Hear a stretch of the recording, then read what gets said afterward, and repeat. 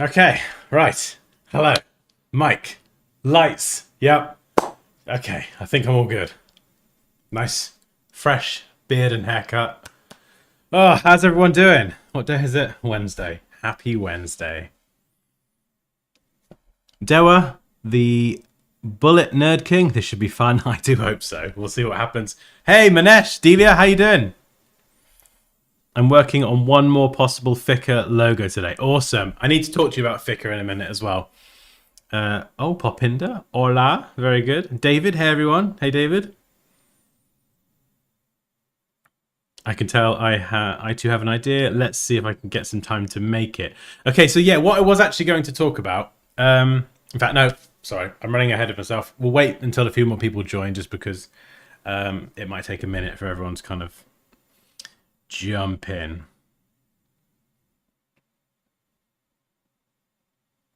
Hi everyone, currently working on a logo design for my first ever client while watching this in the background. Excellent, Rian. Oh, that's amazing. Well, hopefully this will serve as some kind of inspiration. If not, I can only apologize, but hopefully we'll have fun. We'll have fun. We won't be inspiring here, but we'll have fun. I just realized I'm wearing the wrong glasses. Oh dear, that's no good. Can't have the non-Dansky orange glasses on. Oh, goodness me. That's blasphemous, that is. Hey, Sema. How you doing?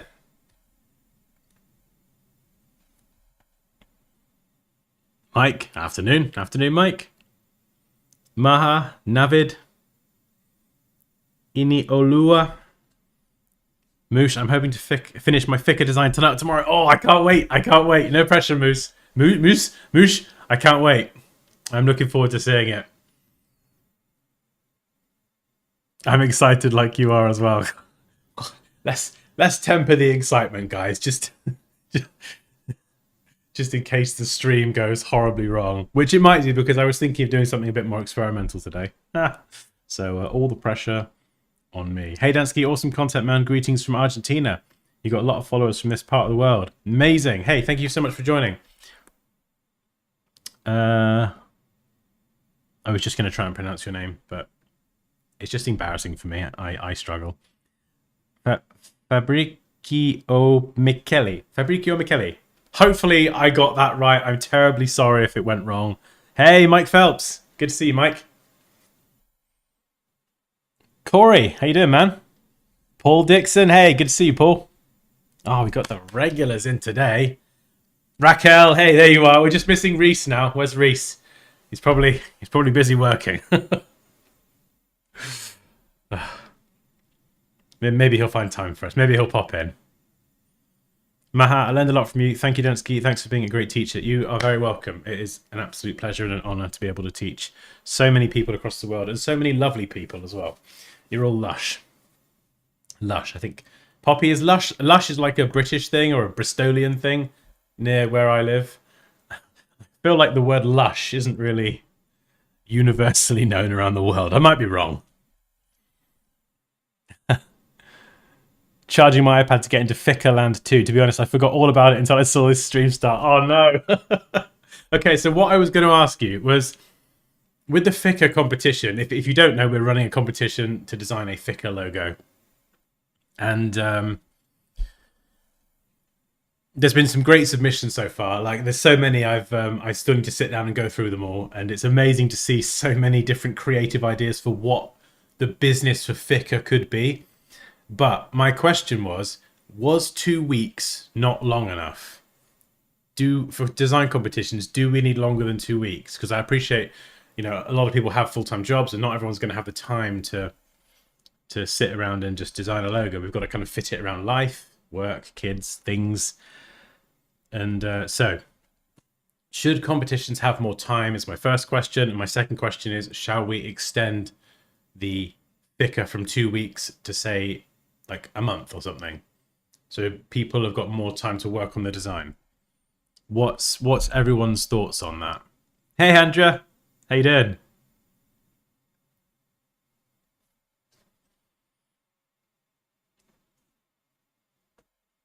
Hopefully the stream's still live. Sometimes YouTube says things are going wrong, and it's like, I don't think so. I think we're good.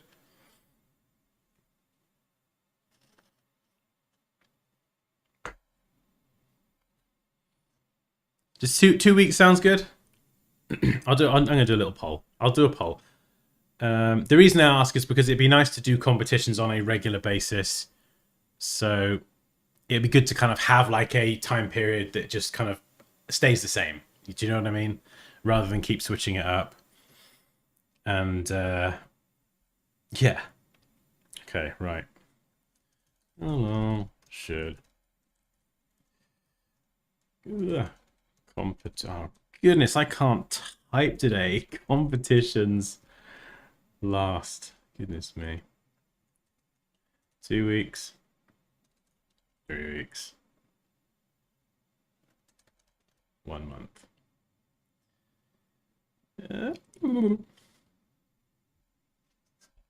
Let's just see what everyone says. And it was actually made in Poole, Dorset. What was made in Poole, Dorset? I missed something. Oh, what? The word lush? Oh, no, I'm not talking about... I'm not talking about the Lush, like, beauty, massagey soap product. I'm talking about, like, Gert Lush. Yeah, Gert Lush, that is definitely Bristolian.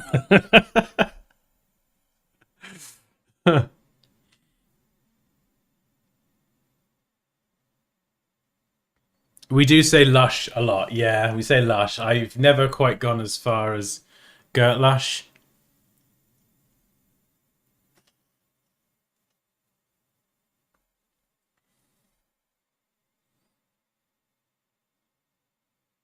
Yeah, that's a good point, Rian. That's a good point. I think the thing is as well, like if these become regular competitions, which I really hope they do, and I think hopefully people enjoy them, I think it doesn't matter if you miss out a competition. You know what I mean? Because it's not like there's going to be like there's one big competition a year or something. It's going to be like a sort of semi-regular thing. So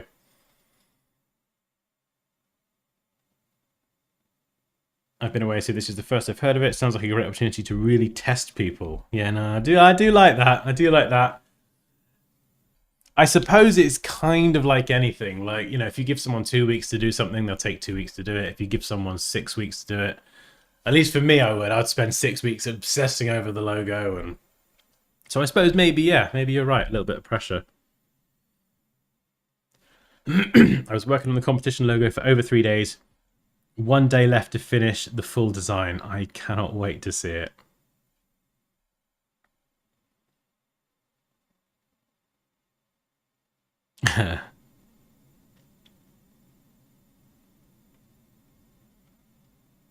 Oh, that's amazing, Manash. It's because of you and the competition I got the courage to use the pen tool and learn so much about Illustrator in a week. Yeah, the pen tool is a pain. The pen tool is, I mean, it's like there's a few things that I remember when I first learned them. Illustrator's pen tool and arguably Photoshop's pen tool as well. And every other app has a pen tool, so it's worth learning and you can't avoid it. But layer masking in Photoshop, that used to drive me insane. Trying to get my head around how layer masks worked was horrible at the beginning. It was like, no, I'm not going to do this. I will use my eraser tool and I will work destructively. And then once it kind of clicked, it was like, oh, I'm never going back. And I never use the eraser tool now. Oh, excuse me.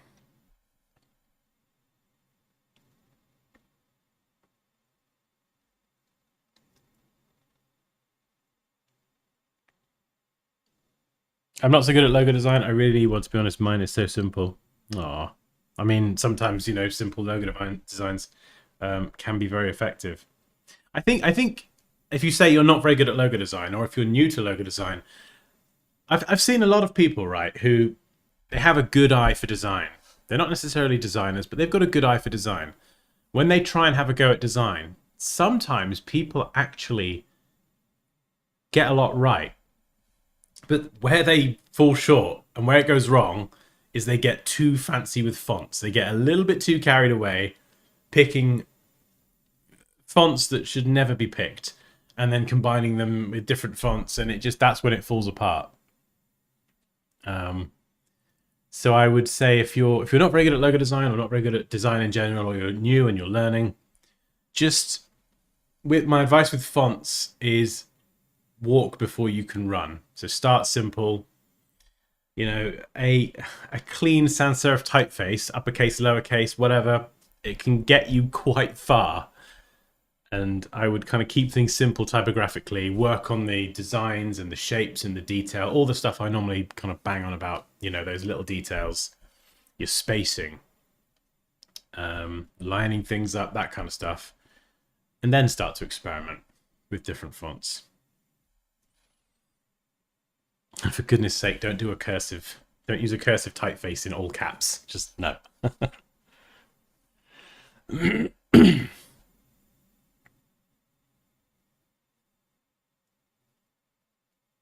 Yeah, I know. Yeah, that's a good point. Okay, so yeah, all right. A lot of people mentioning the idea of a little bit of pressure being applied, which, yeah, I think that's a good thing. The poll says 2 weeks. That's the most popular. All right, we'll keep it at 2 weeks for now. And then if we do like really big ones or a big project or a branding project down the line, yeah, maybe we'll do something different. But okay, we'll keep that as 2 weeks for now. And if you've just joined, actually, and you've got no idea what on earth I'm talking about, let me find the community link. There it is. Yes, if you would like to join the community and participate in the competitions, all the information about the current competition and future competitions, that will be in the community, and you can chat with people after the stream or just whenever, really, as well. I still have to try out masking. I mean, I can give you a quick demonstration now if you'd like, Manash. We could do masking. Yeah, masking in Photoshop is... Right, so what's the best way to do masking? I'm going to draw a shape. Actually, no, I'm not. I'm going to draw a work of art. He says very sarcastically. Oh, what I just clicked. Don't do that. Okay, right. This is my tomato, and I do not want anyone laughing. It is a brilliant demonstration of my illustrative ability, okay? So there we go. That is my tomato. Now this is all on a single layer. Now if I grab the eraser tool and I start thinking, oh, do you know what? I want these top bits to be a bit more pointy. I'm going to rub them out. Yeah, great. That's better. But now I'm working what's called destructively. So I've erased that. There's no way that I can get this back. Completely gone forever. And I have to redraw it again. And we don't want to do that. So what we can do is we can attach something called a layer mask to that layer. So if I click this icon in the bottom right corner, you can see that it now has a mask attached to it. And that mask is linked to this layer. And with masks, typically you'd work in black or white. So over here, I've got my black as the foreground color, and I can press X to swap that to white, which is still the foreground color. So foreground color and background color. But X is a nice little shortcut to swap that around. And with masking, we don't need to use the eraser tool. We're just going to use the brush tool. So you get all your brush properties. You can use fancy brushes if you like. And what I'm going to do is if I just draw a big zigzag over here, you can see it's basically acting as the eraser tool because I'm painting into the mask with black. And if you look over here on the mask, you can see that squiggle. Now, if I press X to swap to white, and I brush over all that, it's going to bring it back. So the simplest way to think about it is if I'm using black and the brush tool, and I've got the mask selected, make sure you do have the mask selected here. Black will remove, and then switching to white will let you brush back in. And the reason this is called working non-destructively is because I'm not actually working on the layer. I'm not destroying the layer in any way. And, you know, I can hold shift and click on the mask, and that will hide it. If I just kind of make some changes, blah, blah, blah, there we go. And I can shift click, and it hides the mask. And I can actually drag the mask to the trash if I think I messed it up. Oh, no, we'll just delete. And there we go. I've got my original graphic, my layer, my photo, whatever it is, completely untouched. So if I wanted to sculpt this now, let's go and turn this into a strawberry. I'm using the eraser tool. Remember, bad, that's permanent. So if I add a layer mask, I can use the brush tool with black. And you can see it's not brushing in. Why are you not brushing in? Oh, that's interesting. Okay, so I'm still using the eraser tool. So the eraser tool does work on masks, but it's now backwards. So when you're using layer masks, honestly, forget about the eraser tool. I don't really ever use it. The only time I use the eraser tool is if I'm feeling supremely confident and I just need a quick and dirty, just to knock a bit off the end. But otherwise, it's always masks. This is very smooth. There we go. So we're going to mask that away. Did that waffle of an explanation make sense, Manash? Hopefully it did. But yeah, so now I'm going to go in. Again, just use the brush tool as I would normally. And then I can just refine that. There we go. Blah, de, blah. There we go. And just brushing around there. And let's just say I'm kind of doing some masking around the edge. And oh, my finger slips. I can just go back in with white and just bring it back. So black, just refine. White, bring a bit back in. I'm switching to black again. Cut away. And then just bringing a bit back in. So it's great with your hand on the X key because you really can just swap between erasing and brushing in. You see I'm erasing and I'm bringing it back. Erasing, bring it back. It's just so quick and efficient, and you've got the flexibility of hiding that layer mask as well. Hopefully that explanation on masking was helpful. There's other stuff you can do as well. So with the layer selected, if I want to go and actually work directly on the tomato strawberry thing, you've got to select the layer itself. Otherwise, with the layer mask, you know, I could pick any color and it's not going to do anything. So let's jump back to the layer. And then I could, for example, you know, just go and little green bits on a strawberry. There we go. Oh, should have been an artist, Dan. Wasted potential. Ah. Let's brush in a bit of shading. That's awful as you'd expect. Oh, look at that. Magnificent. Fantastic. So yeah, that's kind of how layer masks work. You can unlink it as well. So what will happen is this mask will now stay in the same place. So you see the mask doesn't move, which sometimes you might want. But when it's linked together, the mask will go wherever you actually move the layer. So there we go. That's masking in 5 minutes. Yeah, Moosh, it's the entry for the competition deadline is midnight UK time. So BST, I think, is our time zone now. It changes because seasons.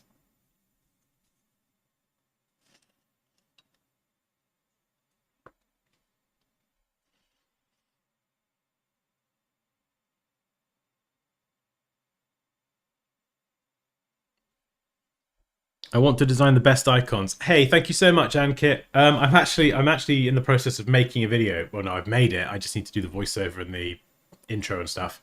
I've actually got a video coming up about how to design really interesting icons in Illustrator.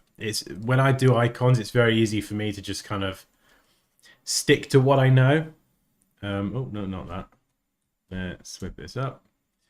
Yeah, so when I do an icon, I'll be like, oh yeah, let's do a home icon. And it's the same old icon I mean, obviously that's awful, but you know, it's very easy to kind of think, oh yeah, I'll give it a black fill, or I'll make it like a stroke. And we do these very kind of simple icons, and they do work, simple icons, you know, following kind of what people visually understand and recognize is a smart thing to do. But sometimes I feel like it can just be it could be a bit more creative. You know, I could still make this a home icon and make it recognizable as a home icon, but I could do a bit more with it. So it's easy to kind of design boring icons sometimes. I do it all the time. And I have to give myself a poke and design it and just be a bit more creative. The video is all about that. And so I think it will give you some ideas or hopefully inspire you to design icons that just generally look more interesting and more creative. So yeah, definitely look out for that one.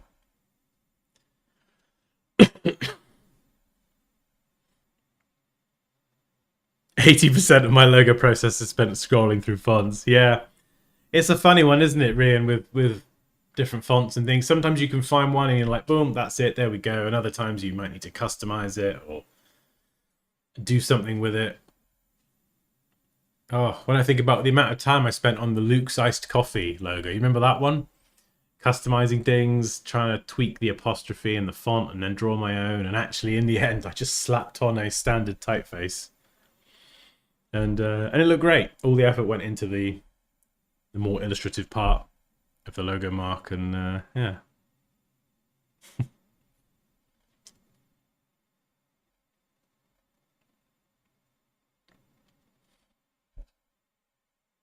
Hey Dilshan, how you doing?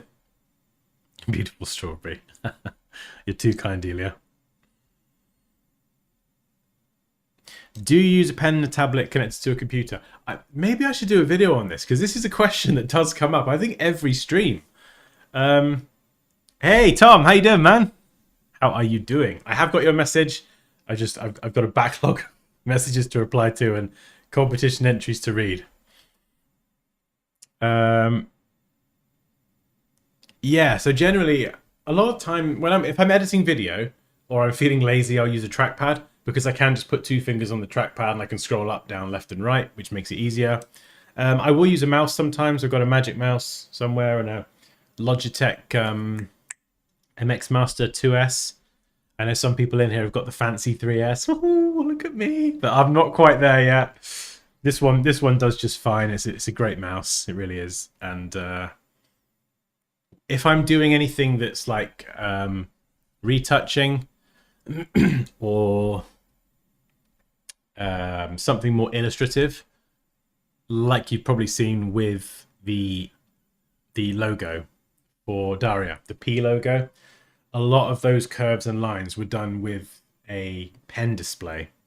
Now I'm using one here. This is like a really fancy bells and whistles XP pen one, but I've got one at home as well that is a much more budget friendly one. It's great. It really is great. It's I feel like when they both launched, the one at home I use, it's about a fourth or a fifth of the price.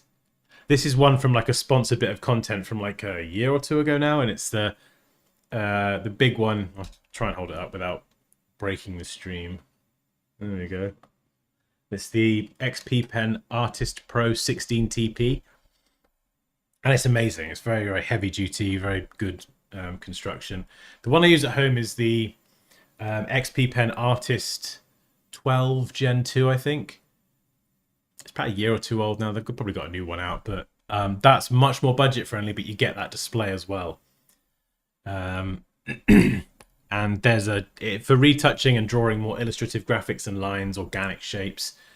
A pen tablet or a pen display. Yeah, I definitely recommend them, because you get that kind of control with your curves. It feels a bit more natural drawing with a pen as well.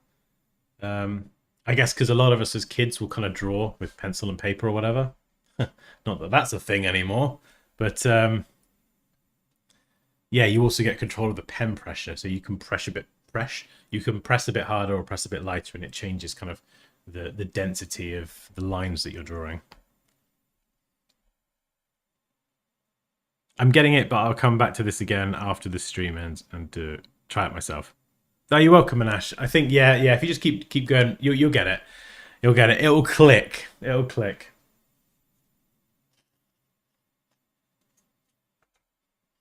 Another way to think about masking is just to, put a photo or something on the floor, hold a piece of paper over it, and then just cut a piece out the paper and pretend that's you using black to brush into the mask and remove something from it, and then repair that piece of paper and just pretend that that's using white. That's kind of how it works.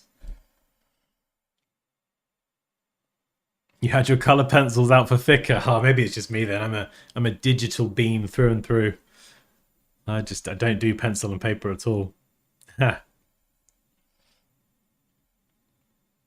problem is when drawing on paper, I forget I'm not using an iPad and trying to double tap. Yeah. Wait, where's the edit? Where's the save button? God, I can't imagine doing design work without being able to save. Oh, nightmare. Anyway, what was I doing? Was I doing something? I feel like I was doing something or about to do something, and I got distracted with a tomato and a strawberry.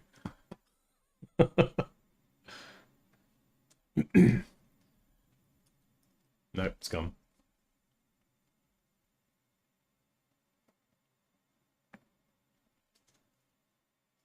Hmm. Oh, good, Tom. Yeah, we'll catch up this week for sure, man. At the moment, what I'm doing is I'm literally, I think I might have mentioned it before, I'm actually about to launch a Photoshop course uh, in the coming months. And so I'm kind of doing all the... So I've got to do the trailer this week. I'm trying to get the trailer done. And yeah, I've got a new website that's launching with it as well. So it's a lot to do, but it's trying to make sure that it launches as smoothly as possible without breaking the existing Dansky.com site. So, hey, Hevlander, how you doing? Christian, hey. So, yeah, it's exciting. It's just, yeah, I want to try and get the trailer kind of cut this week.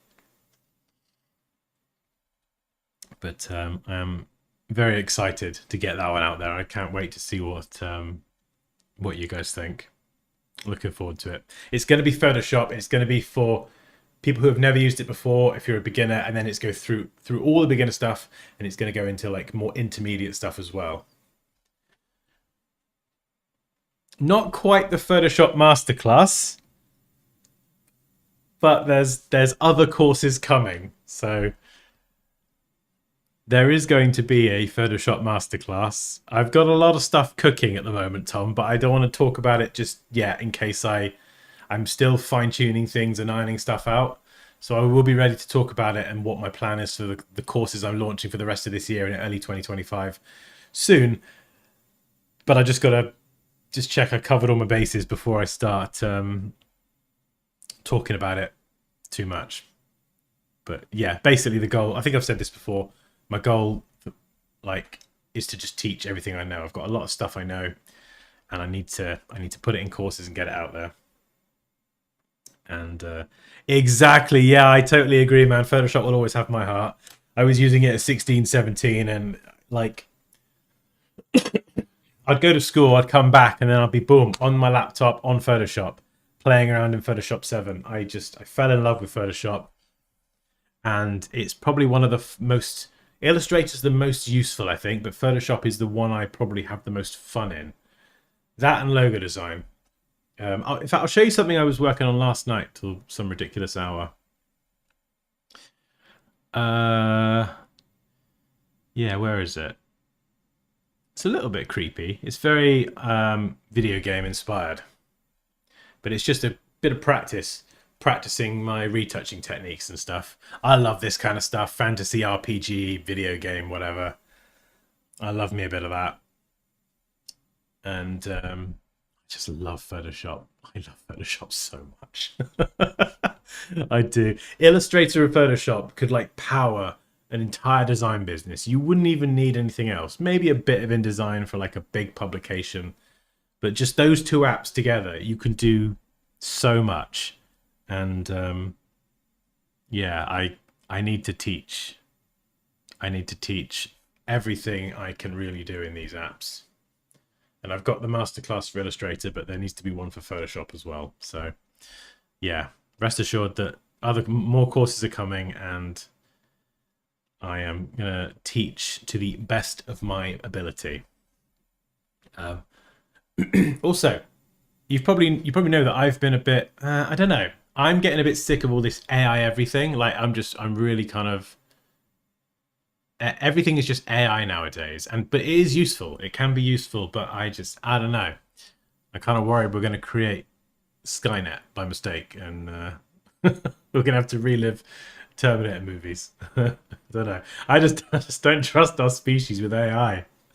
We'll bugger it up. But one thing I do love using something like Midjourney for is practice. I love it, and doing stuff like this. So if I go into this, I had this idea that I wanted this kind of heroine style figure, and I wanted a sword in front of her face, or holding a sword somehow, looking like a little bit upset, a bit vengeful. Something's happened. She's not too happy about it. And it brings out that, in her quest for vengeance, it brings out that dark side.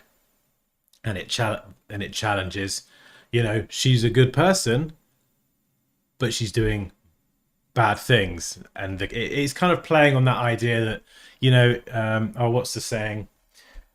If you... what is it? If you're the hero, you live long enough to see yourself become the villain. Is that from Batman? I can't remember. It's something like that.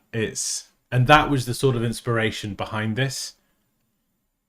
And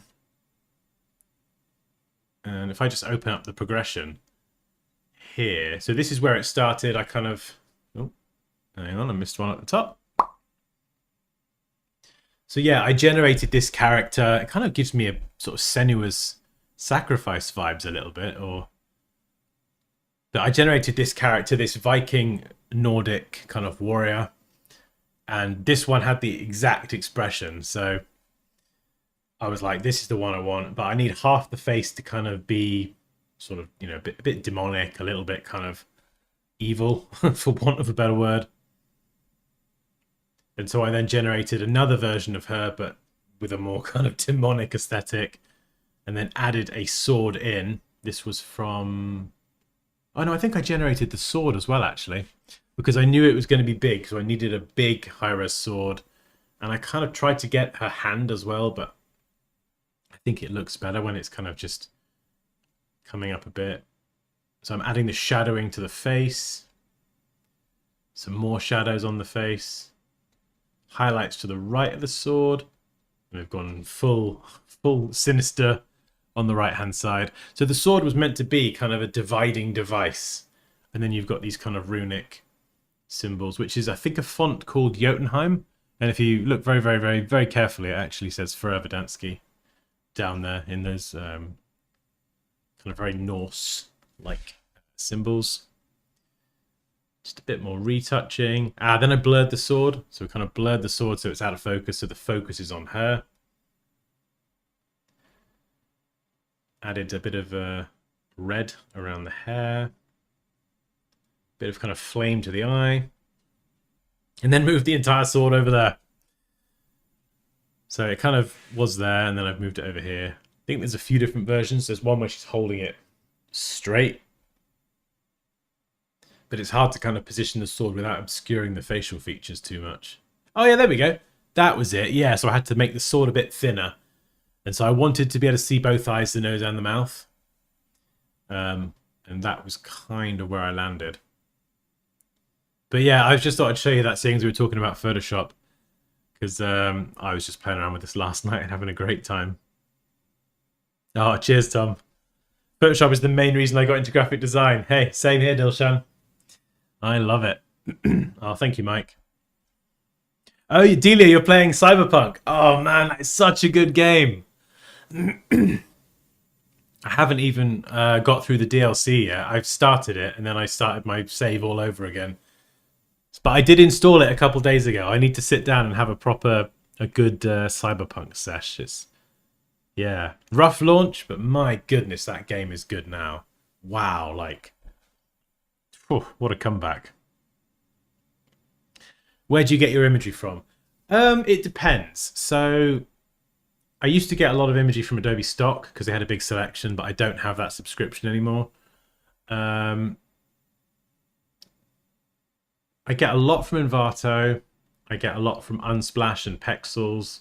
If it's something like a character, if I'm doing something like this where I've got a specific idea in mind for a character, I'll have a search around online, but usually I'll get a better result from writing the prompts and spending ages generating images until I get my character.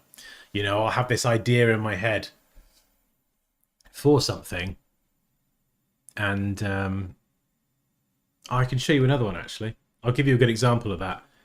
There's anyone played Dino Crisis before? We're going back to 1999 here. The original Dino Crisis with Regina We got any Dino Crisis fans here? Please, I hope so. Not just it can't just be me. Right, where are you?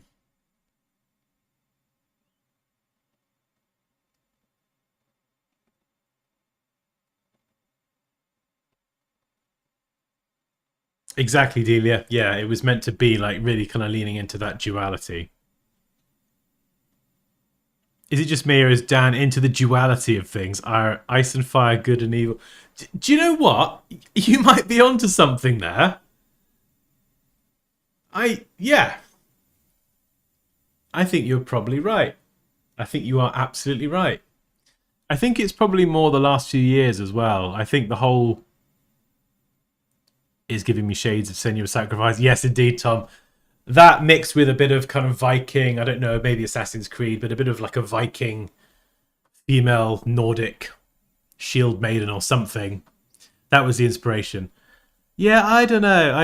I definitely the last few years I'm finding myself becoming more acutely aware of the idea of good versus evil. And I think it's like you can look anywhere in the world. Like I see a lot of it in the world, just the way I see things. I see a lot of good and great people out there, and I see a lot of evil and people doing bad things. And yeah, you might be onto something there. I think maybe I do have a subconscious nod towards the duality of things in life.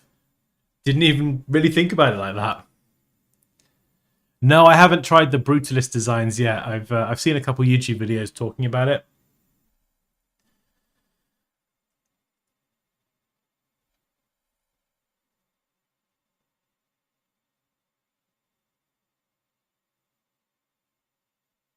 Oh, Mike, no. Oh, I just bobbled and spilled a full container of daily greens. Oh, I did that the other day, not with daily greens, but I did it with something. I can't remember what it was. It was some sort of powder thing. And then a week before that, the cat, I bought a brand new pack of desiccated coconut. I was like, oh, yeah, I'm going to put this in some cakes and things. And then the cat knocked it all over the floor and started eating it. And I came back and it was, or Poppy came back and it was everywhere. And she was like, Dan, I've got some bad news about your desiccated coconut. Oh, yeah. Oh, Delia, just talking about it makes me want to go and play Phantom Liberty now. I definitely need some downtime from work stuff, but I don't know. I gotta get these courses out first. I gotta get all this stuff done. I can have some downtime, I guess, once that's done. I never played Dino Crisis, but I'm from that era. I played the original Resident Evil. Yeah, Paul, Resident Evil. Oh, I love it. Delia, you sound like a proper gamer. I love it.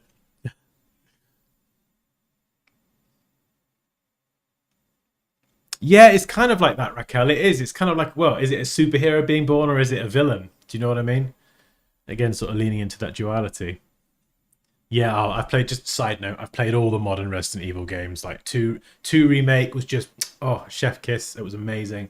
3, 4, Village, 7, absolutely terrifying. RE7 being chased around the house by Jack Baker was just absolutely horrific. But my God, what a good game that was.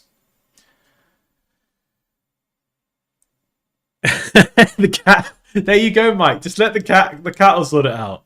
Let the cat lick the green powder. Well, that's funny. You should ask. Say that, Delia. I've actually done 2 um, cyberpunk photoshops a while ago. Do you know? I might be able to show you them. Actually, I think they might be on my Behance. I don't really use Behance much. Um, I should do really. I design a lot of stuff, and it just kind of sits on my computer somewhere. And I think that's one of the reasons as well I've thought about kind of packaging some of this up into some more advanced courses because I think I've designed some really good stuff over the years. And there's so much I could teach people about doing it. Um, yeah, let me just show you this.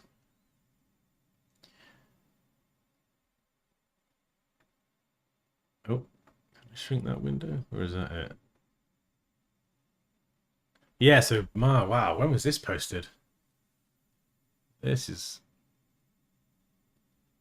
2018, so that was math done 6 years ago. Oh, that's crazy.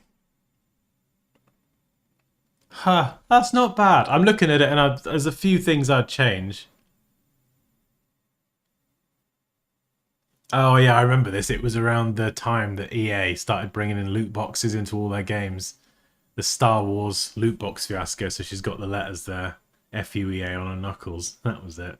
I like to include sometimes I'll include little hidden messages into my work sometimes. The kind of thing that most people would never even notice, but I know it's there.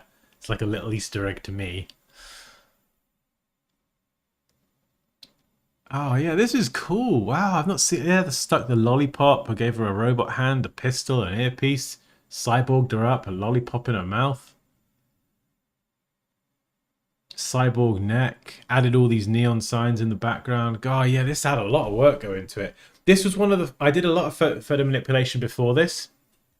I think it was about 2016 when I've been using Photoshop for years for work, but I think it was about 2016 where I started creating stuff again like this. Not as good as this, but like just getting into Photoshop for fun rather than work. And it was like, holy shit, I can design some stuff because I'd used it so much for work, for projects and things. I'd forgotten that I can actually like make art and creative stuff with it. And it was this eye-opening experience. I'll get some of those designs on another stream one day. And I just started making stuff again.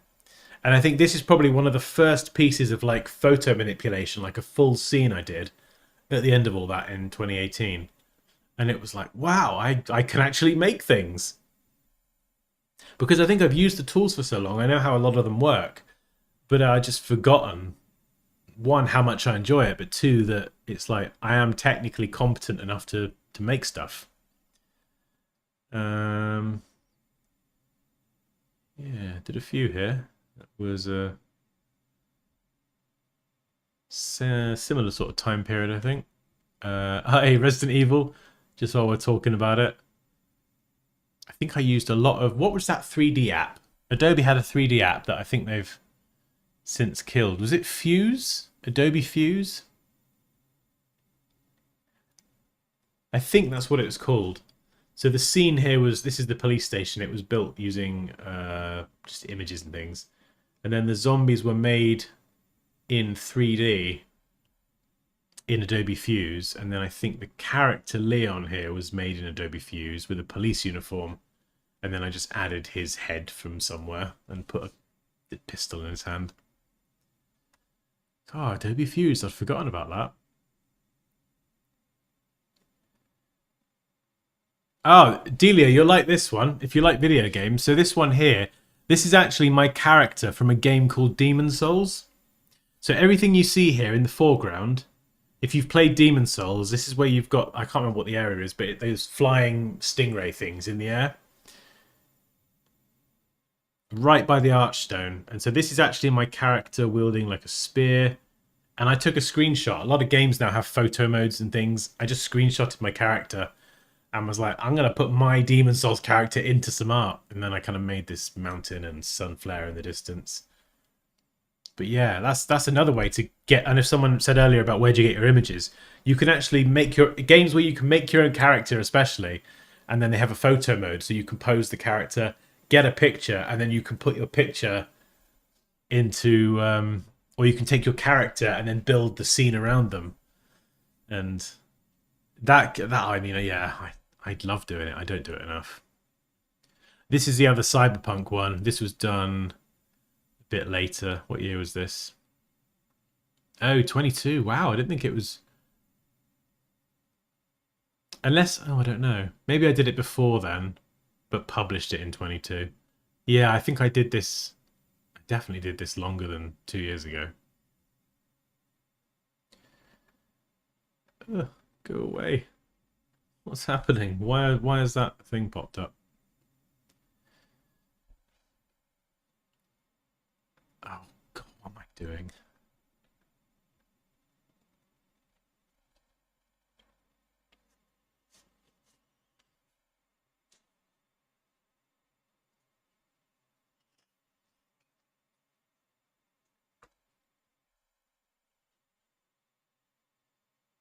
I designed a lot, but I'm too lazy to post it on Behance. Yeah, I'm kind of the same, Alex. I post some stuff to Instagram. I don't really care about posting it. I think mostly I post stuff on Twitter because it's just, or X or G or Z, whatever platform it's called. I just chuck it up and then I forget about it. I think I create it more for me. Oh yeah, okay. The thing with, I think I did a video where I showed the technique somewhere. Maybe if you search Dansky puppet warp, you'll find it. Yeah, this is crazy. How do I explain this? So there was actually a punk biker looking character in a pose with her legs not crossed, and this futuristic cyborg suit was a flat, just completely front on graphic that I think I got from Adobe Stock. And so I then had to puppet warp the entire jacket here to fit the pose, her pose. I think the only thing left of her actually is the face. That's the only thing that's left. And then I got some kind of futuristic jeans and boots, and I chopped off the legs separately, and then because they were just like that, and then I crossed them. So that entire pose was completely puppet warped and butchered to get her standing like that. And then obviously she's holding a sword and she's got a cyborg arm, and all the hair was kind of brushed in. I think a lot of that hair was actually just brushed using the brush tool, been smudged and everything. Hair can be quite tricky, but it's very, very satisfying when you see it come together, and these sort of colors came out quite nicely. Oh, who is it? Oh, Delia, you'll appreciate this. Who's that? Do you recognize that? That character?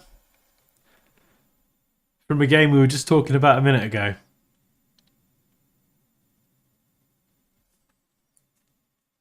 It is a neon, but it was a neon banana, yes, Paul.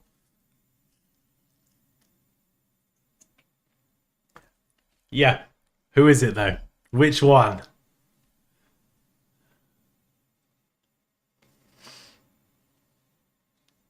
Hamza. No, I've not heard about that. What is that contest? Exactly, yeah. But what's the name? There's one in particular. One of the three sisters. I mean, if you want to see actually how I made this, I do have a YouTube video on the channel. If you type in Dansky Resident Evil, this will come up. And yes, I love watching the videos. The videos that I've made showing the process of things coming together are always my favorites. I just love it. She's the daughter in the village of the main Dimitrescu. Yeah, this is Daniela. Daniela Dimitrescu. Oh, okay. We'll do this really quickly. I just got sidetracked. It's nice to show off a bit of my work sometimes. Does that remind anyone of a certain game? I want to see if anyone can get it.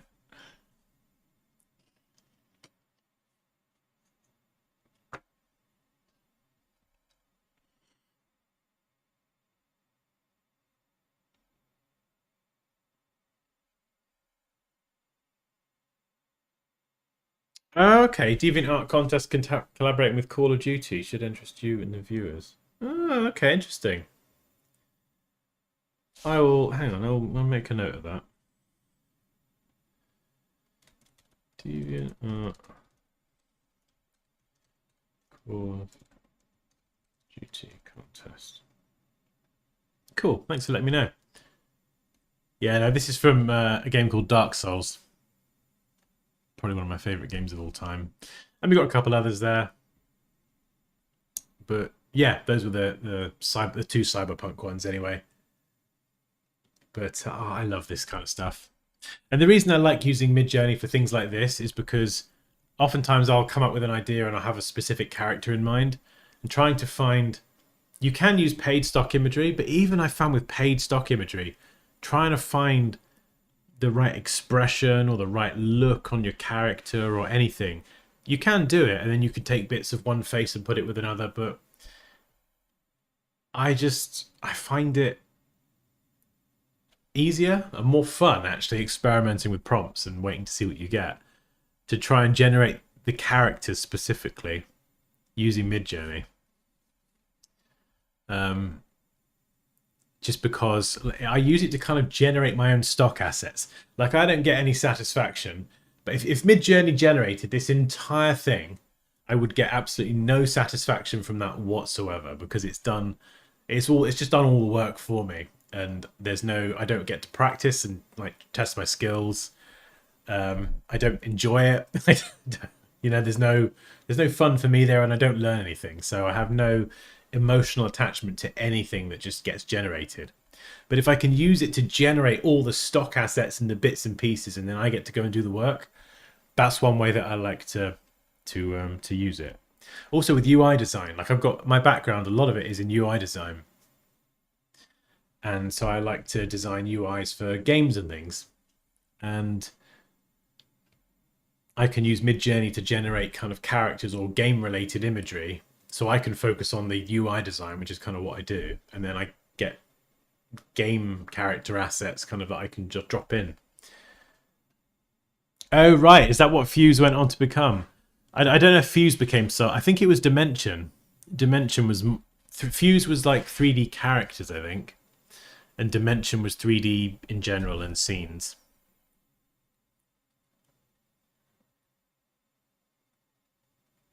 Oh, when did you post that, Dilshan? Was that recently, your Cyberpunk one? I must have missed that. Oh, I'd love to see that. It is Dark Souls indeed. Yep.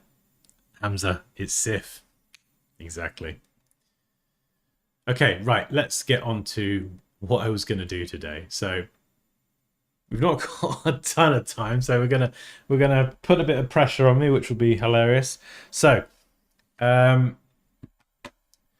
let's say 3 things. So I need a place, and then I need 2 objects, and I'm going to try and Photoshop them together in about half an hour. So this will probably go terribly wrong. The Secret of Monkey Island. Oh my goodness, I don't think I've played that. Oh, okay, hang on. Let me open the chat. I want to have a look. Oh, nice.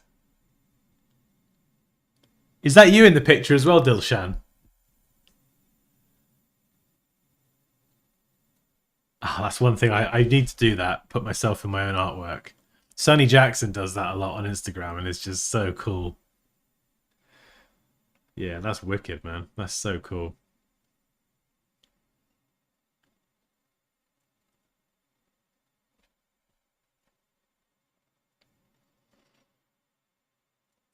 Florida, Paris, the moon. Nope, it's one of my mates. Oh, okay.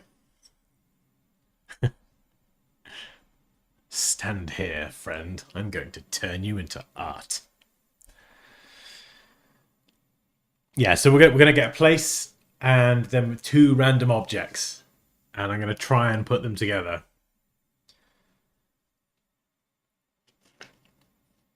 If it goes well in 30 minutes, I'll be surprised, I'll be honest. Considering how long I spent on that one I just showed you. Okay.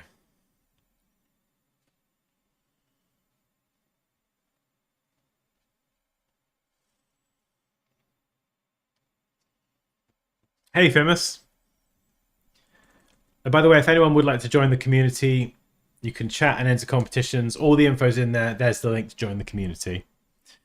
Maui. A basketball. Oh, a basketball or a pen. Yeah, that could work.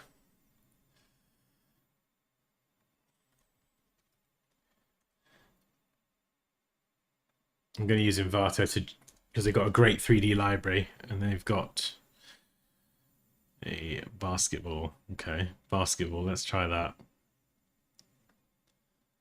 We need a place, and we need something else that will go with the basketball in some way. Okay, let's download that. Right, basketball. Good, thank you, Moosh. Hey, Jason, how you doing, man? How's your week?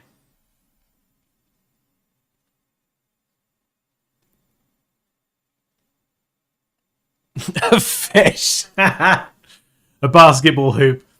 Let's think a bit more out the box there, Rian. A smoking pipe. I mean, you could have the basketball floating on the pipe, I guess. Trainer sneakers. Something totally bonkers. Like, it can be really out there. The harder it is for me, I think the more hilarious the next 30 minutes will be. A bow tie. An alien. Remember, we still need a place as well. We've got Maui, Florida, Paris. We've got the moon. A shark. Ooh. A spaceship. The moon, a spaceship. Boston. That's random. Okay.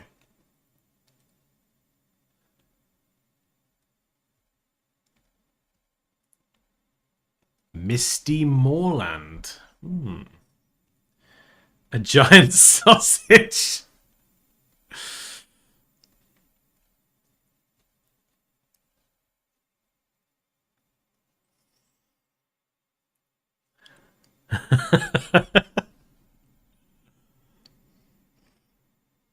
A bar of soap. A mole rat. Let's have a look. I got to see now. No results are found for mole rat.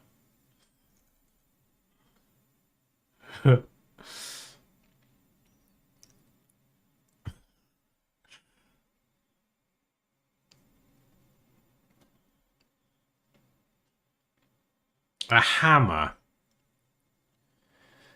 Maybe a hammer.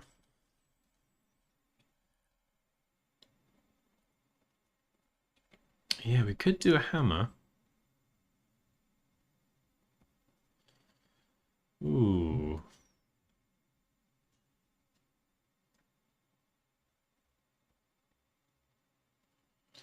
Oh, I think I need some System of a Down on. To get some music flowing. Ah, love me some System. Oh, takes me back to early 2000s or whenever that album Toxicity came out. Oh my god, listen to this, is so nostalgic.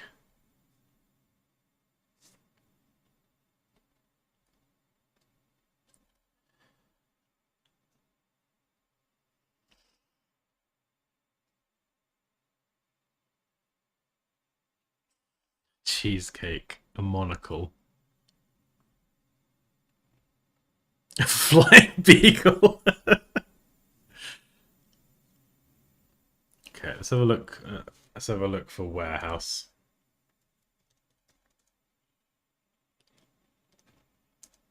Oh, that's better. That's better.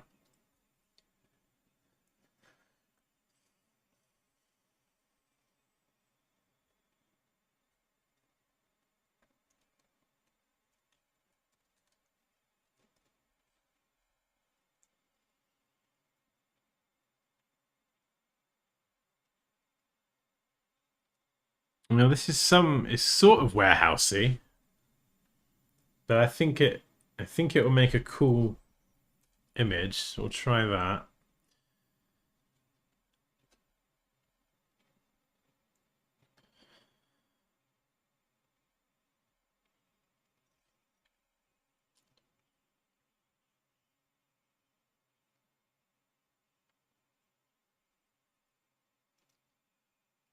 A windmill.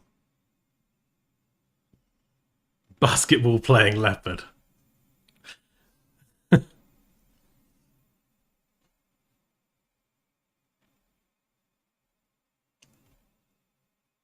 These are all great ideas. I've got to pick something that realistically I could throw together in 25 minutes. And that's questionable. So I love a lot of the ice ideas, but to add ice effects would take a considerable amount of time.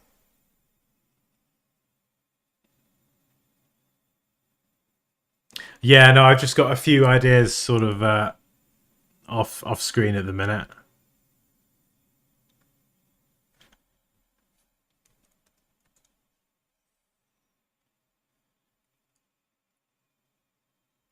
See if I can get a good image of a raccoon.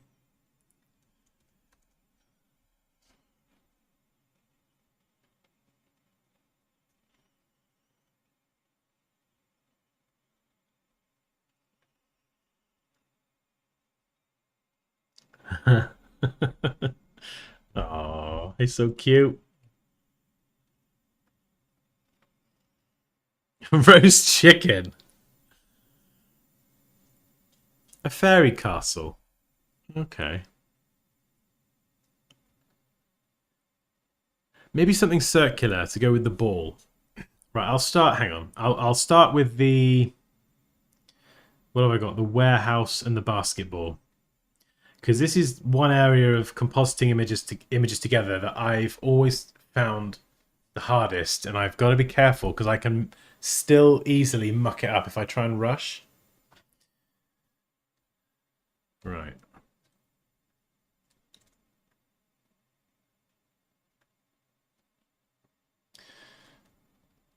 So there's the image.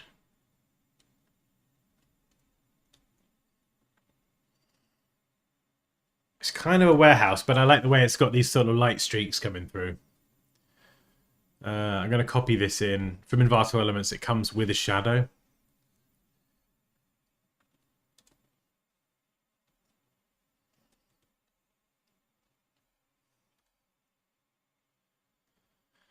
And in fact, regardless of where you get your assets from and how you do it, this is always a good exercise that you can practice.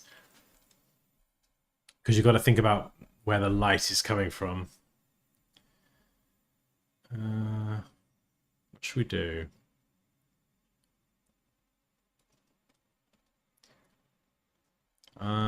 Let's try. I'm going to try and take the roof off. I don't know how that's going to look. Let's just cut round.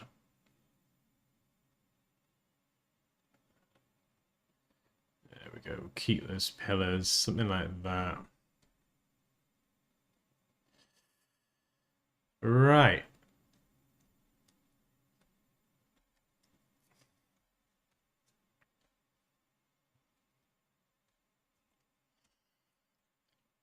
Let's get some... So I've got to fill in some sky now.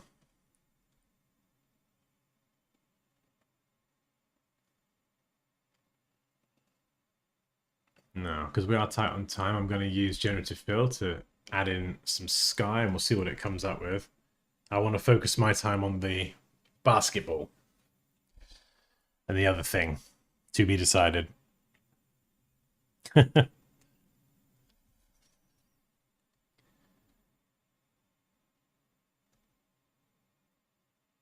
Oh, I like it's got a sun flare coming through there. That's interesting. Let's get rid of that. Yeah, I don't know what it was. It's not really a warehouse, is it? It's something. We've got a sun flare there. I like that. I can lean into that sun flare a bit more. Right. Come on, Dan. We're up against the clock. We've got to type fast. Can't afford for spelling mistakes. So let's make the ball really big. And then I might leave that there. I can add a sun flare kind of coming over the edge. And so what I've got to do is figure out where the light source is. So the light is behind and it's coming kind of, you could see it coming in that direction on the floor. So let's try adding curves. We'll clip it to the basketball layer. Bring it down.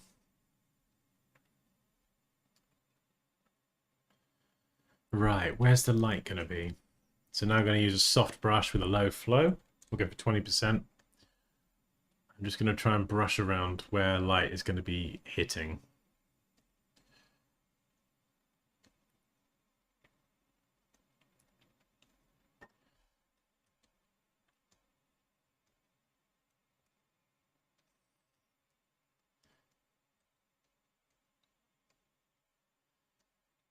I'm doing this. This is why I'm using a low value for the flow. I'm doing it slow and steady as well.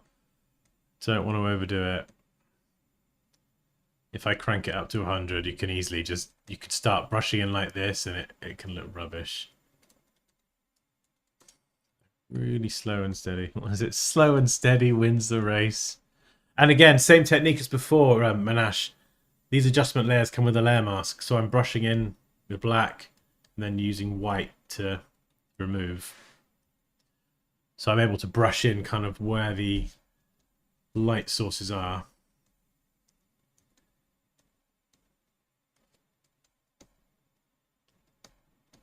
A little bit, maybe a bit too much. Although the sky is going to light it up as well, so I've got to think about where the light is. Something like that. So we've gone from that to that, which is not a bad start. And remember, all of this is fully adjustable. So I can come back and I can tweak all of this after. And what I'm going to do now is I'm going to go in. You can use exposure. Curves is great as well, all levels. They all kind of do very similar things. Now I'm going to go and add. I want to go real dark here. We'll clip this to the basketball, invert it. And now I'm going to kind of brush in my second round of shadows. You can do this all on one adjustment layer, but I like to do it on multiple ones because then I can build it up. This is where the light just is not kind of reaching. So you can see that it's real subtle. But adding these kind of highlights and these shadows around different parts, it gives the ball some more contouring. So you can really kind of, it looks a lot more 3D rather than just looking flat.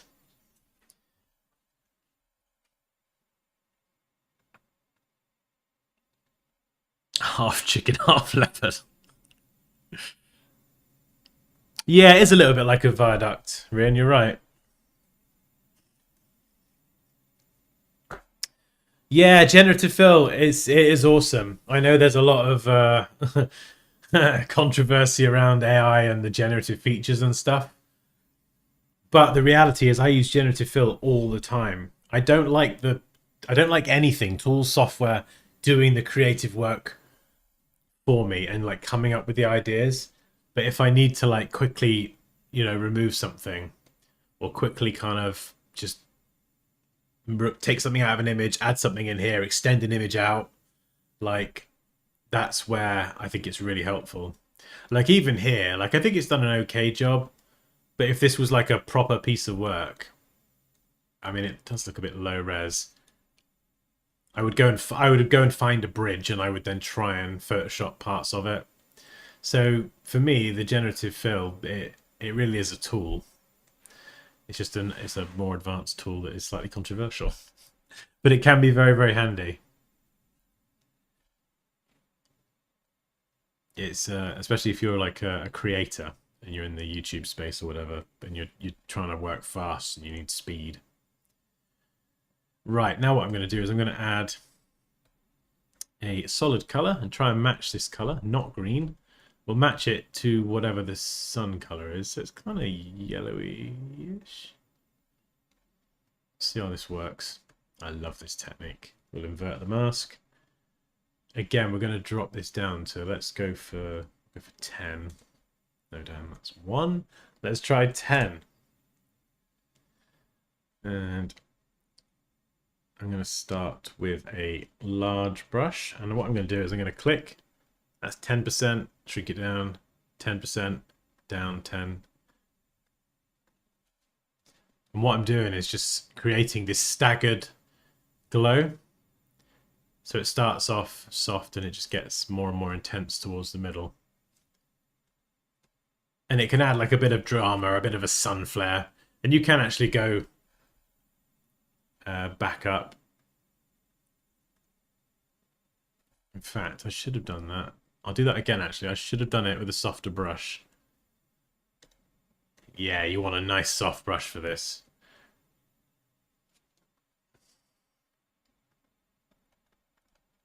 And the clicks get more intense as you get kind of smaller.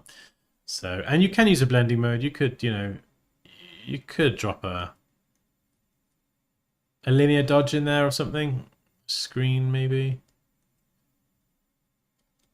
Yeah, that's okay. And now we've done the mask, this is where masking is great. Now we've done the mask, we can, fine tune the color. I could warm it up and make it more sunset-like. Or I could have it brilliant white. So you kind of want to match the tone of the light source. Now, down here, we've got this ball in the way. I need to kind of actually add something onto the floor, don't I? So let's group that into the scene. And I need to... this is going to be tricky now because we've already got shadows here. This is going to be interesting. So I'm going to bring this down. Or hide it.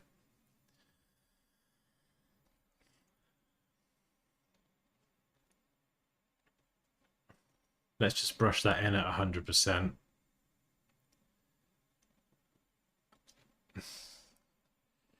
Can I match that?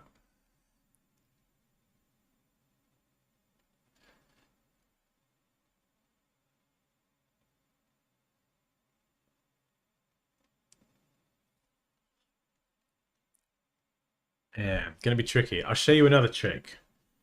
That's kind of dulled it down a little bit. I'll show you another generative fill trick. You can use it to stitch images together. So I could... There's a very clear divide there between the light and the dark. Now I need to remove that so I can add my own shadows in. So I can select the kind of hard cut, if you like, and try and generate nothing. And it might stitch them together and make it a bit more seamless. So we're trying to remove that distinction between the light and the dark. Yeah, not too bad. Let's try again.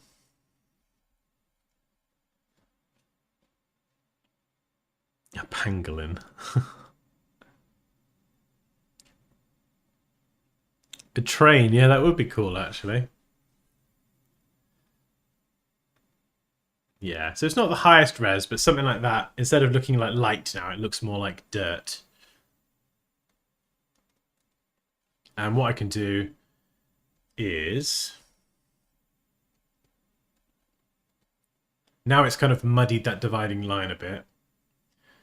I can then go and brush in some actual shadows. So this ball would be casting.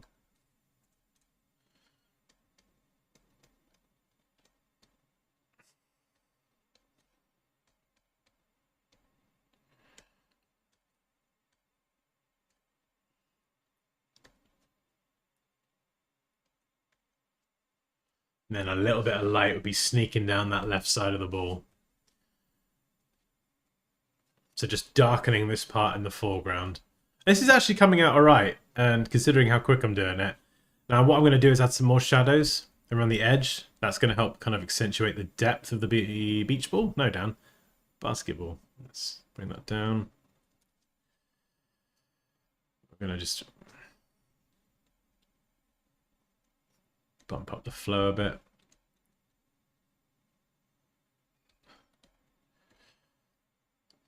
There we go. If the shadow is going to be that dark, this part of the basketball, I keep wanting to say beach ball, that's got to be dark as well, otherwise it'll look weird.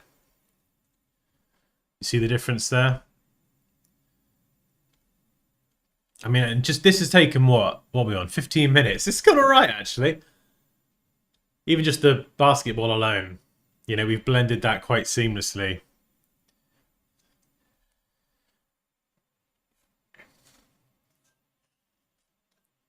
I think, yeah, I could try and get a lizard. I'll see if I can find a lizard or a gecko. Oh my god, they've got an they've got a lizard. Let's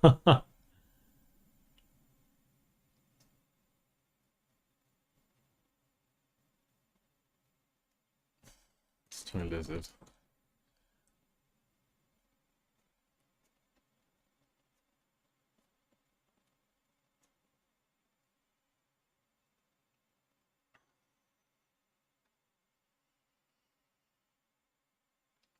Got a salamander.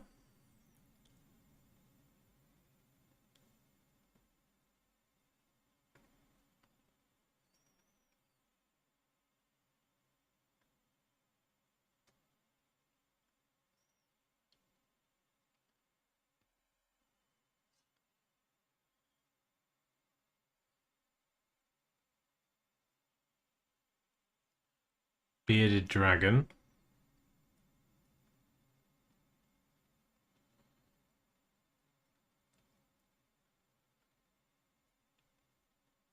Oh, it's hard to find something to like go on top of it, or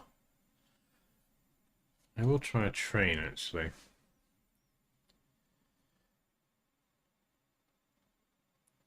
And go like a toy train.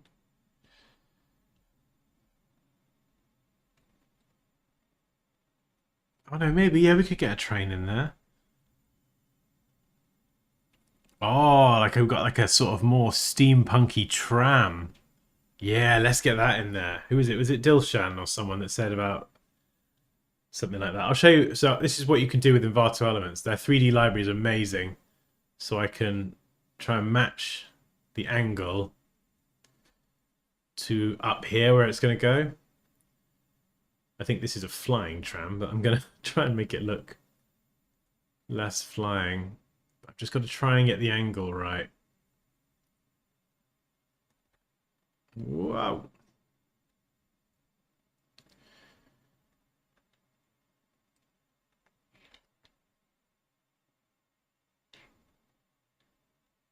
I'm going to try that one.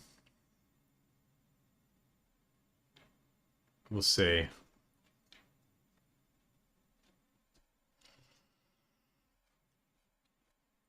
Yeah, so now switching between black and white is X on the keyboard. And if you want to go back to the default, you can see I've got green here. If you do want to go back to the black and white, press D. That's D for donkey. So D will get you back to your black and white, and then X just swap. Right. Oh, we're running out of time. We're running out of time.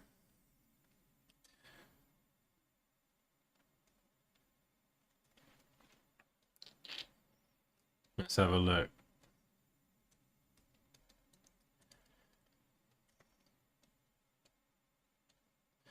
A little bit of curvature there as well. I'm going to mask away the bottom.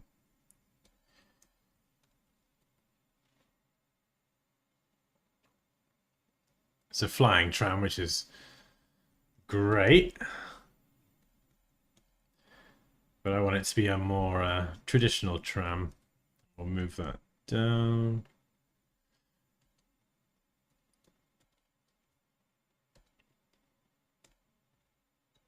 Ah, there we go. That's a better way of doing it.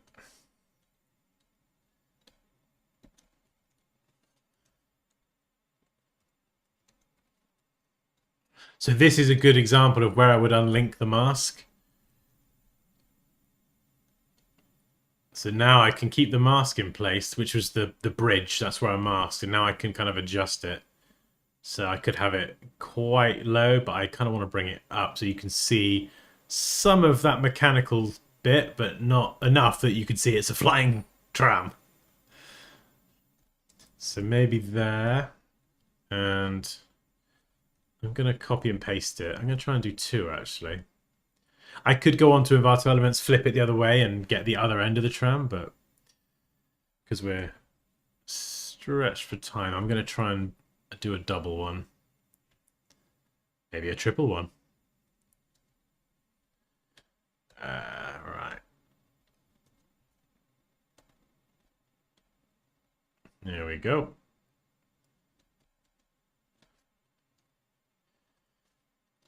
So let's unlink the mask again. I'm going to try and move that in position. Shrink it down.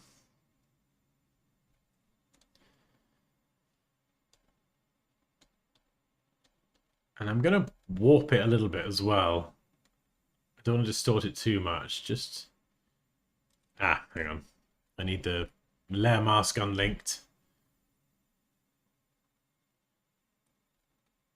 There you go. Just so it kind of fits with the perspective of the camera lens with that kind of arcing. And this one here is going to follow a similar angle with the warp. Yeah, this is cool. This is cool. And, oh, let's do a third one. Why not? Why not? So, yeah, as you can see, it looks a little bit repetitive. What I would do is Probably adjust the angles.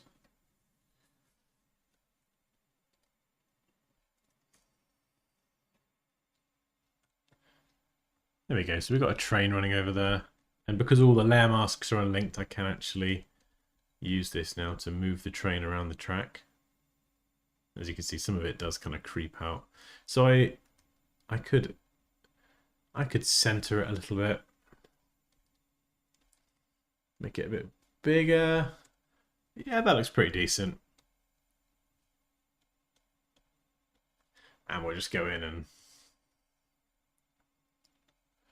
fine-tune that bit there.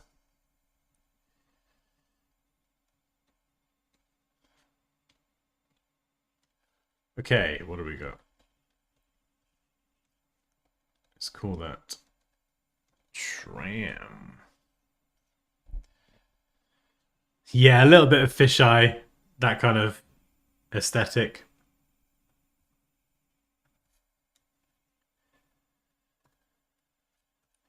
Right, now we've got to get some lighting on that tram. So we're going to go curves, clip it to that folder with our tram images.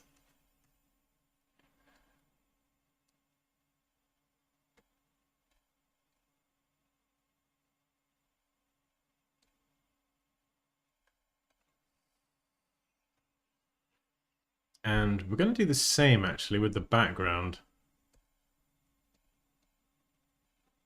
Because this viaduct looking tram track thing, that needs to be a bit darker as well.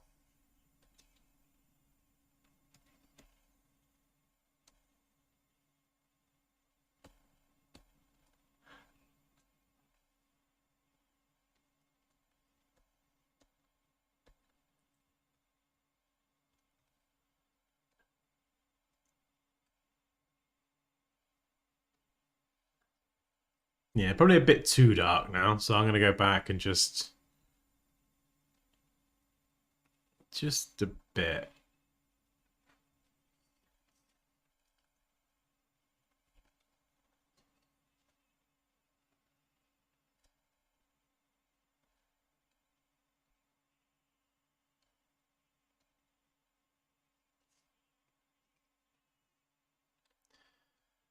Yeah, so we've got the tram in there, we've got the light. The sky's quite dark.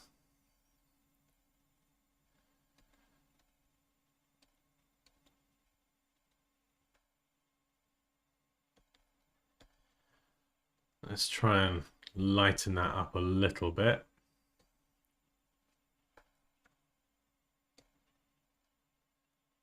Oops.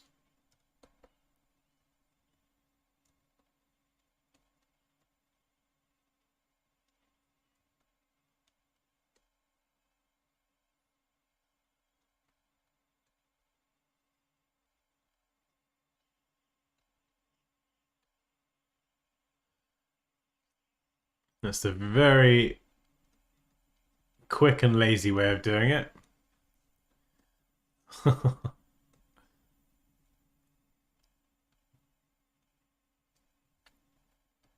And because it's also sunny, let's add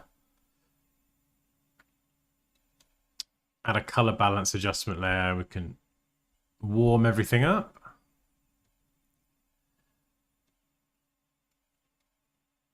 Slightly more sunset vibes. I do quite like using these color lookup.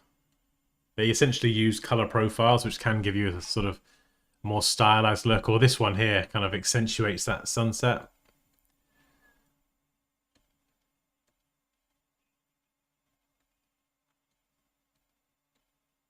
Oof, that's intense.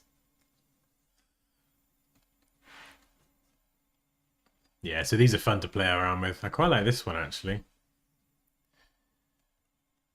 And then we'll paste the whole thing onto a new layer, convert to a smart object, add a camera raw filter.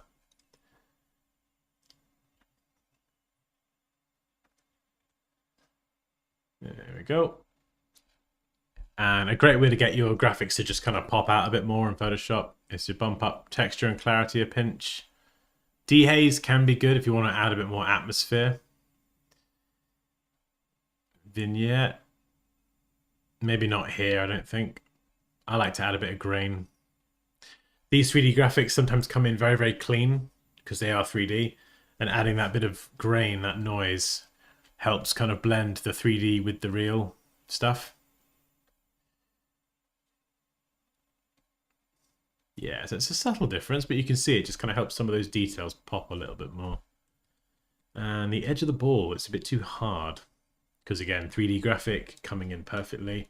What I would do is Command or Control click on that basketball there. And then I would go contract.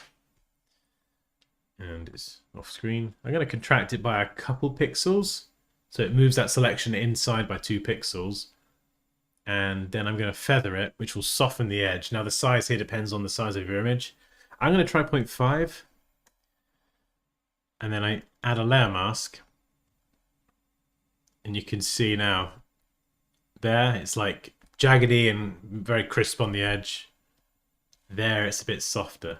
That was just 0.5 on the softness. You could go to 1 as well. And by softening the edges of graphics like this, especially 3D stuff that is so perfect, and by adding that little bit of noise, you're just going to introduce a bit more realism. Yeah, that's quite small, so you don't really get the jaggedness as much. And what I could do actually, if we update that in the smart object, we could, there's one of their features here that's recently come out of beta. It's called lens blur.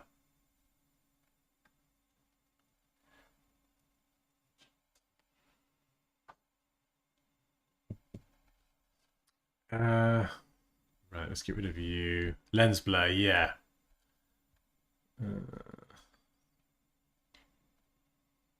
Oh no. Oh no, there's this weird issue with Camera Raw filter that it just freezes and crashes Photoshop. Did I save? My goodness. Did I save? I'm going to screenshot. Try and get a screenshot of the design in case it did not save. If it didn't save, then...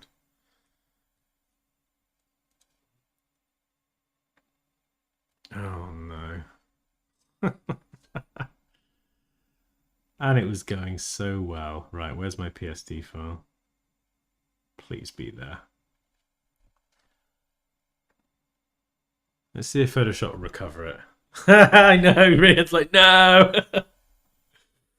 Oh, it'd have to happen live, wouldn't it? Great. No recovery options there, Photoshop. Really, really helpful. Where's the damn file? Where did I put it? I think I called it stream.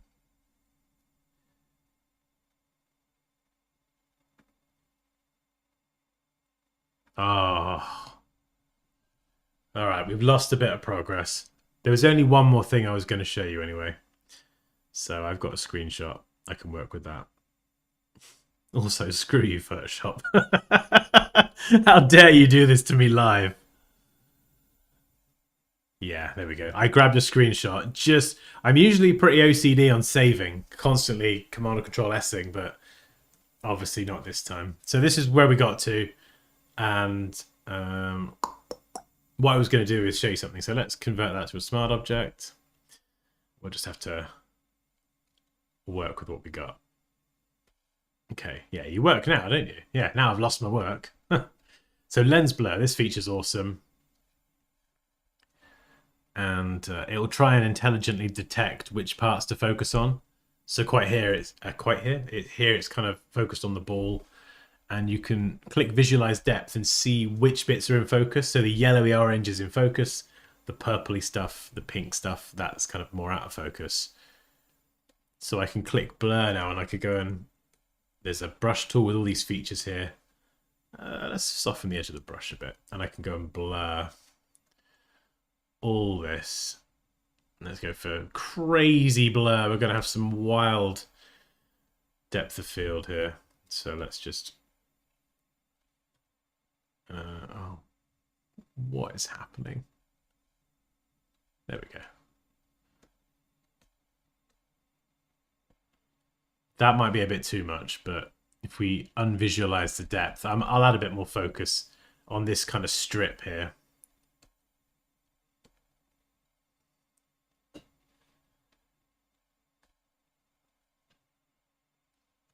Yeah, so it kind of blurs everything out and then keeps the ball in focus.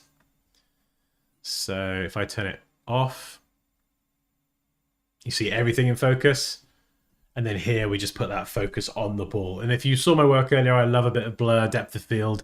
I love a bit, it just, again, it adds a bit of drama. You've got the lighting that you can add drama with, make it more cinematic. You can add that depth of field to put things that are not in the foreground. Sorry, things that are very close to the foreground or very far in the background, you can throw them out of focus. Obviously, with this example, you can see it needs a bit of work because there's some bits around here that should be in focus because they are in line with the ball. And some bits that need a bit more of a blur.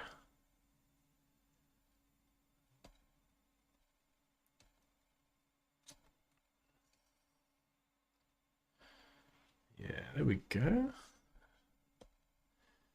And once you've defined the areas to blur and that, so there we go, we're blurring all this, all out of focus.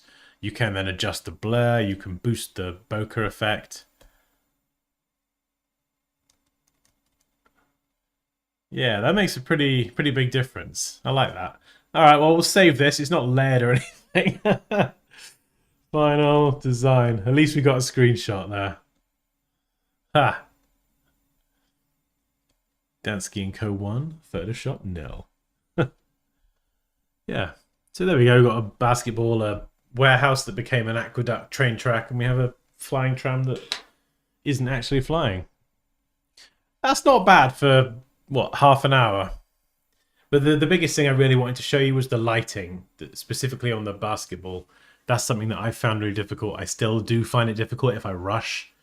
So I got to kind of do it slowly. This is off the rails. Nice, Jason. I like it. Good pun.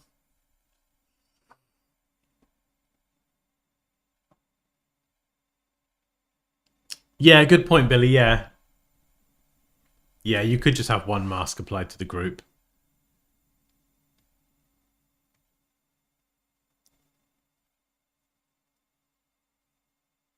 Oh, right. You did a reset. Yeah, I do find there's a bunch of problems with 24 that I never had in 23. Like the liquefy feature is still broken. It's been broken for the entirety of 24. Not on my Mac Mini or I don't think on my PC, but on the M2 MacBook Pro. Look, if I go to liquefy, it used to just show a blank white screen. I've searched the internet forever and I can't find a solution. And in one of the updates, it now shows the design. But look, I can't liquefy anything. It just doesn't work. If I jump back to 2023, works no problem. So something's obviously happened with the M2 MacBook Pros in 2024 where it's broken liquefy, which is annoying because it's such a good feature.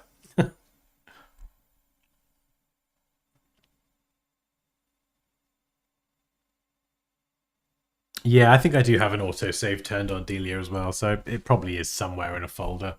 Let's go and have a look in preferences, actually. There is probably a folder, isn't there? File handling, I think. Enable. Oh, look at that! He's not even got the box checked. What idiot unchecked that?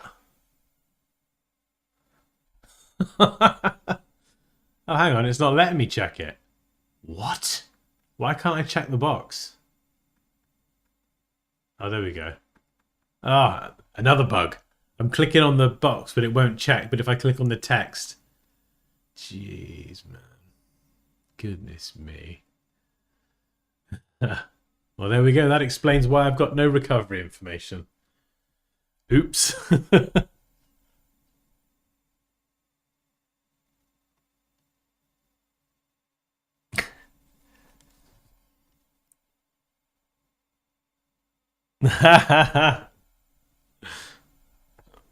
Where the basketball is a giant rubber duck. Yeah, sure.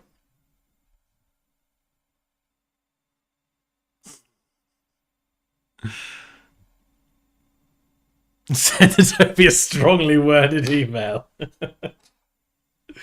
I, Dansky, do hereby solemnly declare that on the 7th of August 2024, thy liquefy tool doth not work and thy Photoshop did crash.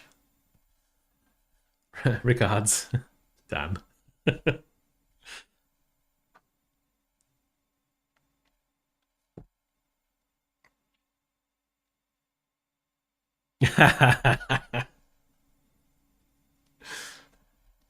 Yeah, I mean they are great products, but I think when you've used a product for so long as well, it does make it that little bit harder to kind of jump to something else. I think it's the kind of thing that if you use it for like a bit longer and you only use it, you kind of figure it out. But it's always that initial sort of that period of I did it when I first started learning Blender.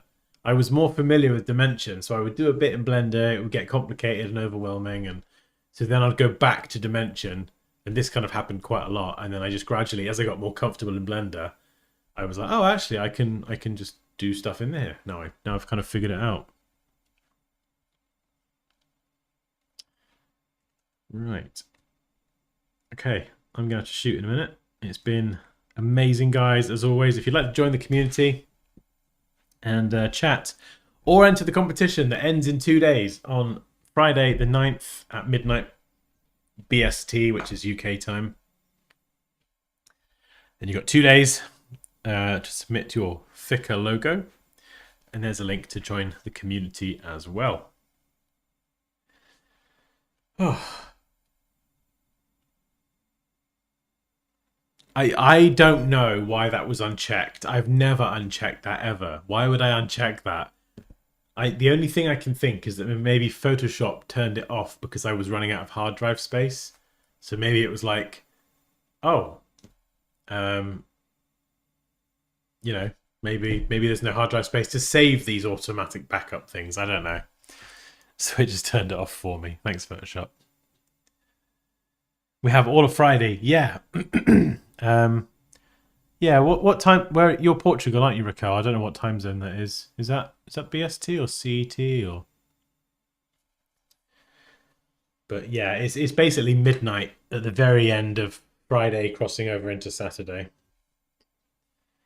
So all of the 9th.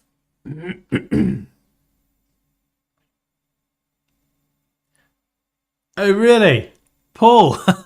Is that Mac or PC? It's obviously a bug. It shouldn't be there. It shouldn't be a bug. You should just be able to check the box and it works. But oh, okay. Oh, right. Okay. So Portugal's on London time. I did not know that. Cool. Mac. Oh, okay. Maybe it's a Mac specific thing then. When will the next competition be? I have honestly no idea. I think what we'll do is we'll do 2 weeks. I've then got to sit and go through the designs, and yeah, I think what we'll do is I'll sit and go through the designs, and then what did we say? I'm gonna shortlist. Ooh, I'm gonna shortlist 3 that I think are my 3 favorites, and then I'm gonna let everyone else vote on the winner. So I think, yeah, I think we'll do the voting because I can do a poll. I can do a poll in the community, so I could post the 3 versions that I think are the best in the community, and then we could do the poll there. Or do we do the poll on a live stream and just let the poll run for like a certain amount of time, and then whoever? Yeah, I don't know. Do we do the poll? Do we do the poll to pick the winner live, or do we do it in the community? I suddenly forgot it's not just me picking the winner.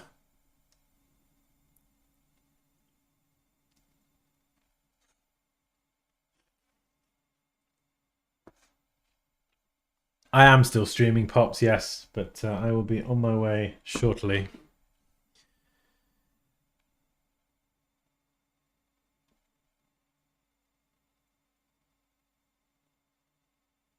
Yeah, okay, we'll do that then. Maybe we'll do the community.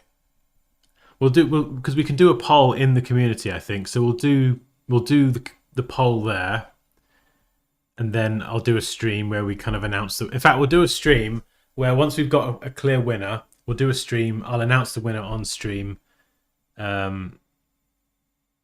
For anyone who hasn't seen the poll, for example, and then we'll go through some of the other entries. So we'll go through and we'll kind of like a sort of mini design review, but we'll go through the entries after I've announced the winner. And then we'll just look at all the amazing ideas that people came up with. I think we'll do that. We'll look at all that after the competition's been won. How does that sound? Does that sound like a plan? Moosh, I'm working on a big campaign and 2 trade shows, so I hope to find time to finish. I'm sure I will, but I'm working a lot this week. Can't wait to see everyone's thicker entries. Oh, no pressure, Moosh. Oh,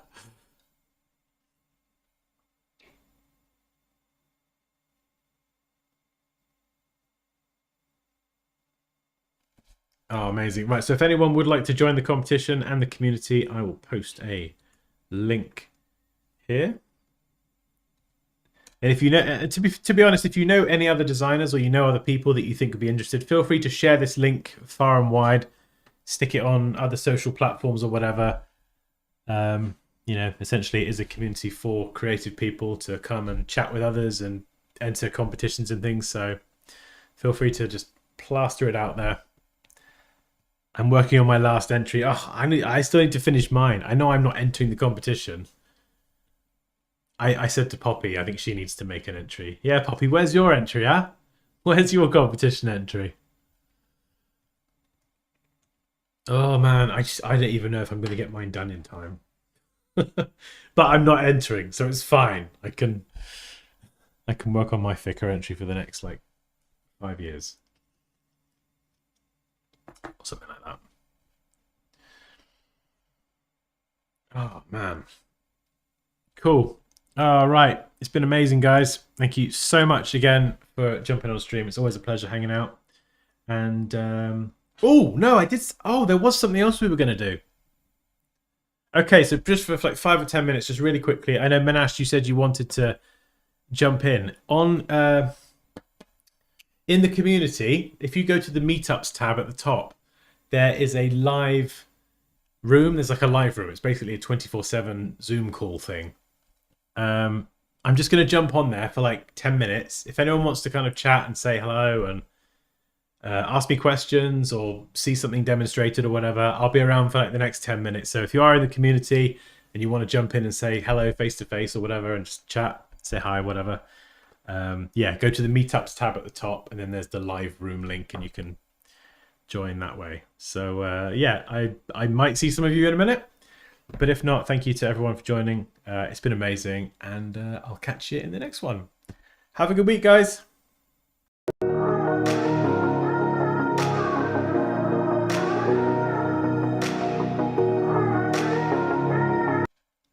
I didn't even promote the course, did I? I didn't even mention the course.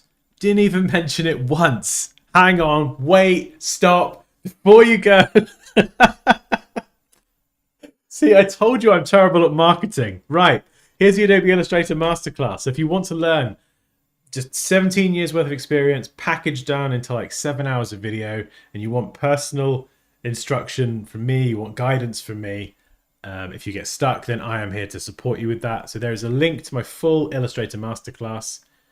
And if you sign up here as well, you also get a code via email for 15% off. Right, course, coupon code done. That's me out. See you later, guys.